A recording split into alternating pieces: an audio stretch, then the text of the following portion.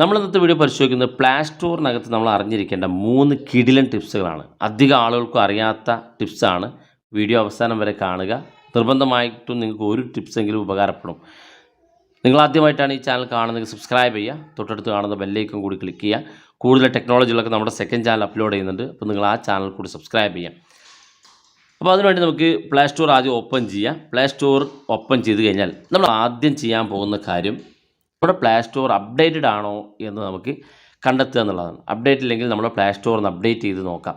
സാധാരണ നമുക്ക് ഏതെങ്കിലും ആപ്പുകളൊക്കെ നമ്മുടെ കയ്യിലുണ്ടെങ്കിൽ അത്തരം ആപ്പുകളൊക്കെ നമുക്ക് അപ്ഡേറ്റ് ചെയ്യുന്നതിന് വേണ്ടി പ്ലേ സ്റ്റോറിൽ വന്ന് നമുക്ക് അപ്ഡേറ്റ് ചെയ്യാൻ സാധിക്കും. എന്നാൽ പ്ലേ സ്റ്റോർ എവിടെ നിന്ന് നമുക്ക് അപ്ഡേറ്റ് ചെയ്യാൻ സാധിക്കും? വളരെ സിമ്പിളാണ്. അതിനുവേണ്ടി പ്ലേ സ്റ്റോർ ഓപ്പൺ ചെയ്യുക. ഏറ്റവും മുകളിൽ വലതു ഭാഗത്തുള്ള നമ്മുടെ പ്രൊഫൈൽ പിക്ചർ ക്ലിക്ക് ചെയ്യുക. ഇവിടെ ഏറ്റവും താഴെ കാണുന്ന ഭാഗത്ത് സെറ്റിങ്സ് ഓപ്ഷൻ ഉണ്ട്, അത് ക്ലിക്ക് ചെയ്യുക. ഇവിടെ എബൌട്ട് എന്നൊരു ഓപ്ഷൻ കാണും, നമുക്കത് ക്ലിക്ക് ചെയ്യുക. ക്ലിക്ക് ചെയ്യുമ്പോൾ ഇതുപോലെ ഒരുപാട് ഓപ്ഷൻസുകൾ വരും. ഇവിടെ പ്ലേ സ്റ്റോർ വേർഷൻ എന്ന് കാണാൻ സാധിക്കും. ഇവിടെ താഴെ കാണുന്ന ഭാഗത്ത് അപ്ഡേറ്റ് പ്ലേ സ്റ്റോർ എന്ന് കാണും. ജസ്റ്റ് ക്ലിക്ക് ചെയ്ത് കൊടുക്കുക.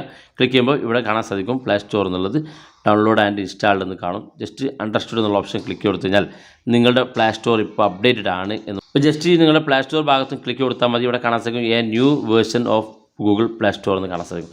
Will be download and installed എന്ന് കാണാം. അപ്പോൾ നമ്മുടെ പ്ലേ സ്റ്റോർ അപ്ഡേറ്റഡ് ആണ്.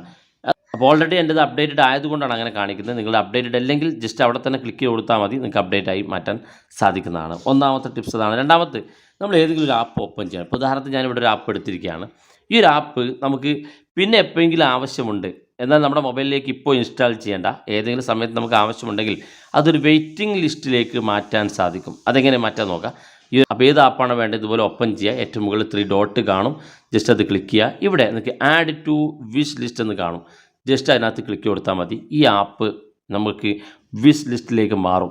പിന്നെ ആവശ്യമുണ്ടാകുമ്പോൾ നിങ്ങൾക്ക് ഡൗൺലോഡ് ചെയ്യാൻ സാധിക്കും. അപ്പോൾ അത് എവിടെ നിന്നാണ് നമുക്ക് ലഭിക്കുക, അതെങ്ങനെ ഡൗൺലോഡ് ചെയ്യുക എന്നുകൂടെ നമുക്ക് മനസ്സിലാക്കാം. അതിനുവേണ്ടി ഞാനിവിടെ പ്ലേ സ്റ്റോറിൻ്റെ ഏറ്റവും മുകളിലുള്ള വലതുഭാഗത്തുള്ള പ്രൊഫൈൽ പിക്ചർ ക്ലിക്ക് ചെയ്ത് ഇവിടെ നമുക്ക് ലൈബ്രറി എന്നൊരു ഓപ്ഷൻ കാണും, അത് ക്ലിക്ക് കൊടുക്കുക. അത് ക്ലിക്ക് ചെയ്യുമ്പോൾ ഇവിടെ കാണാം വിഷ് ലിസ്റ്റ് എന്നൊരു ഓപ്ഷൻ. നമുക്കത് ക്ലിക്ക് ചെയ്താൽ നമ്മളിപ്പോൾ സെലക്ട് ചെയ്ത ആ ഒരു ആപ്പ് ഇവിടെ കാണാൻ സാധിക്കും. നേരത്തെ ഞാൻ ആപ്പുകൾ സെലക്ട് ചെയ്തിട്ടുണ്ട്. അത്തരത്തിൽ ഒരു ആപ്പ് കൂടെ ഞാനിപ്പോൾ സെലക്ട് ചെയ്ത മലയാളം കീബോർഡ് എന്നുള്ള ആപ്പ് കൂടെ ഇതിനകത്ത് കാണാൻ സാധിക്കുന്നതാണ്.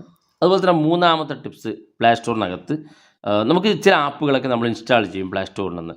പക്ഷേ ആ ഒരു ആപ്പ് കൊണ്ട് നമുക്ക് ഒരു ഉപകാരം ഉണ്ടാവില്ല. ആ ഒരു ആപ്പ് ഒരു ഫേക്ക് ആയിട്ടുള്ള ആപ്പായിരിക്കും.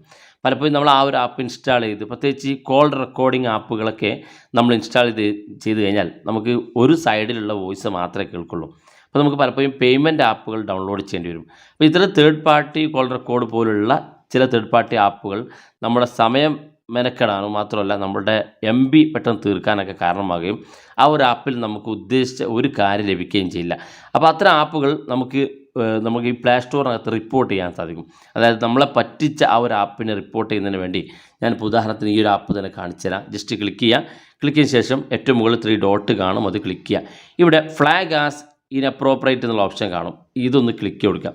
ക്ലിക്ക് ചെയ്യുമ്പോൾ നേരെ ഇതുപോലെ ഓപ്ഷൻ വരും. നമുക്ക് ഈ ഒരു ആപ്പ് എന്താണോ നമുക്ക് ഫേക്കായിട്ട് തോന്നിയത് ആ കാരണം നമ്മൾ ഇവിടെ സെലക്ട് ചെയ്യുക. ഇപ്പോൾ ഉദാഹരണത്തിന് സെക്സ്വൽ ആയിട്ടുള്ള കണ്ടൻറ്റ് ലഭിക്കുന്ന ആപ്പാണെങ്കിൽ അത് സെലക്ട് ചെയ്യുക. ഗ്രാഫിക് വയലൻസ് ആണെങ്കിൽ അത് ഹാറ്റ്ഫുള്ളാണ്. അങ്ങനെ ഓരോന്നും പ്രത്യേകം കാണാം. ഇല്ലീഗലായിട്ടുള്ള കാര്യങ്ങൾ, ഡ്രഗ് പോലുള്ള കാര്യങ്ങളൊക്കെയാണ് ഇതിൽപ്പെട്ട ഒന്നും ഒരു കാര്യമല്ല. നമുക്ക് മറ്റേതെങ്കിലും കാര്യങ്ങൾ കൊണ്ടാണ് ഈ ഒരു ആപ്പ് നമുക്ക് റിപ്പോർട്ട് ചെയ്യേണ്ടതെങ്കിൽ ജസ്റ്റ് ഇവിടെ അതർ ഒബ്ജക്ഷൻ എന്നുള്ള ഓപ്ഷൻ കാണും, ജസ്റ്റ് ക്ലിക്ക് കൊടുക്കുക. താഴെ കാണുന്ന ഭാഗത്ത് സബ്മിറ്റ് ക്ലിക്ക് കൊടുക്കുക. ഞാനത് സബ്മിറ്റ് ചെയ്യുന്നില്ല. സബ്മിറ്റ് ക്ലിക്ക് ചെയ്ത് കൊടുത്തു കഴിഞ്ഞാൽ പിന്നെ ഈ ഒരു ആപ്പ് ഫ്ലാഗ് ലിസ്റ്റിൽ ഉൾപ്പെടും. അങ്ങനെ കൂടുതൽ പേര്, 1, 2, 3 പേര് ഇത്തരത്തിൽ ഫ്ലാഗ് ലിസ്റ്റിലേക്ക് ഒരു ആപ്പ് കൊണ്ടുപോയാൽ ആ ഒരു ആപ്പ് പ്ലേ സ്റ്റോറിൽ നിന്ന് പ്ലേ സ്റ്റോർ റിമൂവ് ചെയ്യും.